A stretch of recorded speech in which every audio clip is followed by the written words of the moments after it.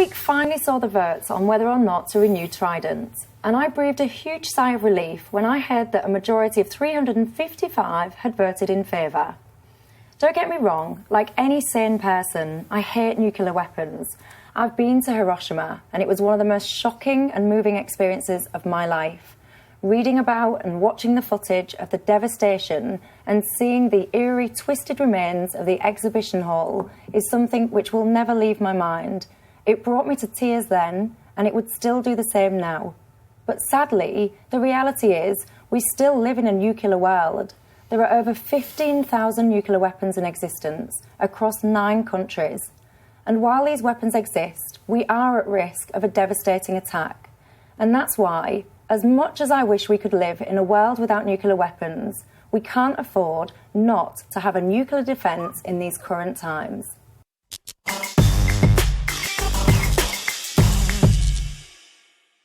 Michelle, I have to agree with you. It's a necessary evil that we need to have. But would you like it in your back garden? It's been reported that if Fast Lane was attacked, the radiation would wipe out the whole of Scotland. So, and not touch England. So I actually understand why people up north, that's true, I understand people up north, why they're uncomfortable about it.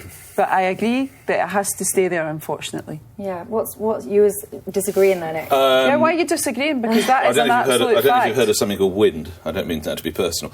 But the wind could take the effects straight into the north of England. It could take them anywhere. And of course, no one's doing it because they want to wipe out Scotland. For God's sake, that's absolutely ridiculous. No, I said that if Fast Lane was attacked, the whole of Scotland would be wiped out and England would not be touched. So easy having 4 women around the table. Where's Greg Dyke when you want to be provocative?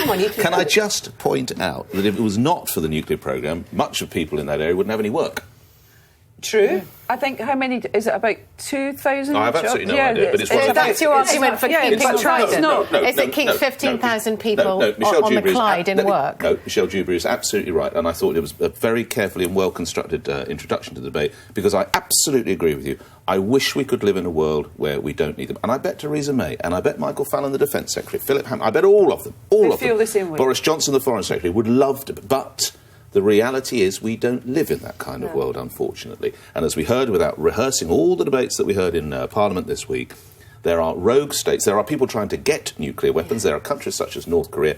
It is a sad fact of life at this time. We cannot possibly stand there with nothing to defend ourselves but the banks of the Cold Stream Guards. But all I said to you was that you can understand why people in Scotland are a bit angry about it, because it's in their back garden. And it is a fact, Nick, that if there was an attack, the radiation would wipe them all out and England would not be touched. So you can understand why Scottish people are upset about it. But it has to be somewhere. Can we just move this on slightly in the sense of, you've both gone over those points for a moment, but also the fact that the bigger thing that concerns me, and I agree, basically, Trident is an insurance in a mad world that nobody wants to take out, but everybody has taken out. True. But what I would say is this. As someone who has people in my family who are part of the military, very proud to be part of the military, is we aren't in a situation at the moment where I feel like we have a foreign policy, where I actually understand that we are investing in our military, where I understand what we are doing as defence for this country. That is actually a slightly bigger issue because it's a deterrent. That's the last stop. What are we doing over here to make sure we never get to the last stop? And that's where I think we can actually have a bit more concern and hold our government to account to understand what's going on. Yes, there's been a commitment to 2% of GDP to be spent on the military, but you talk to anybody in the military, the morale is terrible. The amount of people in the military is actually coming towards an all-time low. They're struggling to recruit people to come into it. The reservists are also at an all-time low. Yes, it's an insurance, but what are you doing on the front lines?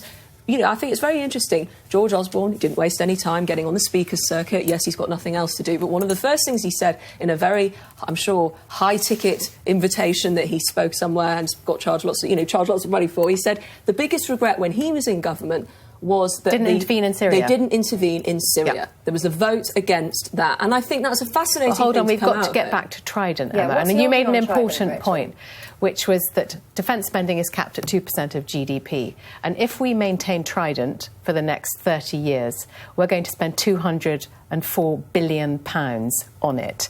Is this money well spent, given it's a deterrent that most people don't really want, or we don't really need, and will never be used? And I'm using the words of Crispin Blunt, who made a very good speech against maintaining Trident, the only Tory MP to vote against it, I think. Not to mention all your Scottish SNP Don't MPs, say my Scottish SNPs. No, your Scottish brothers and sisters, none of whom want Trident on their soil. And the point made there was, if no MPs in Scotland want Trident, a so-called deterrent that's going to keep our country so supposedly safe could be the cause of the breakup of the Union. Great result. So and you're soaking up an incredible amount of money. So what I'm saying is, and I've said it before on another programme, it's and I think I said willy-waving anachronism, and I got into terrible trouble. It is an anachronism. It's past its sell-by date. I think that we should lead the way in getting other countries to de-escalate their nuclear weapons rather than spend so much money on building up our capability. If everyone did it, that would be the perfect world. But we don't live in a perfect world. And as I said, it's a necessary evil that we have to have. Unfortunately, we have to have it. But Rachel, if we did what you're saying and we lead the way, so I think, there's over 15,000 nuclear weapons at the moment. Russia have got over 8,000.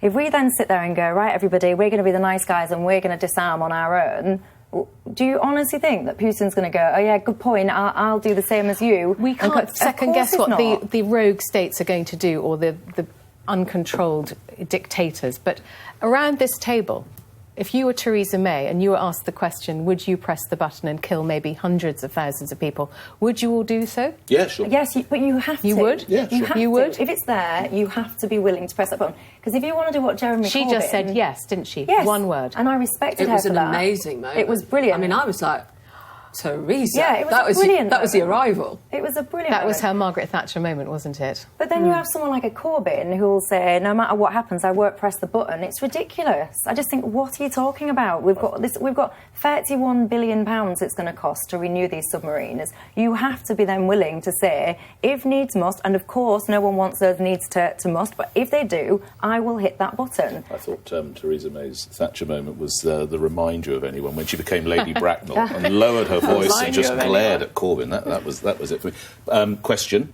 if we go down your route, what goes in its place? Nothing at all. Well, other countries have got a spread of different sorts of defence mechanisms. We have put all our eggs in Trident's basket. Well, I'd like to see us build up the military.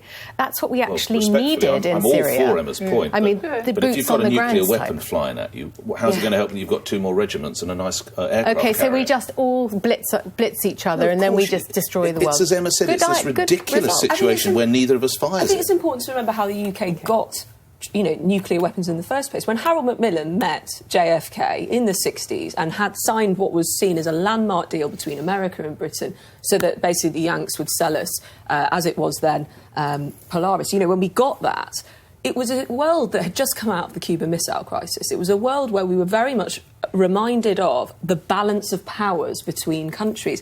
And I don't think anything's changed. I think the way that we live now, sadly, means that we're always in a balance. And I think even more with terrorism, we are now facing all the time blind attacks, which I'm afraid we've got to wrap this bit up. And sure. as far as I'm concerned, CND should have been called Labradors and Mummies Against the Bomb, and I'm with them.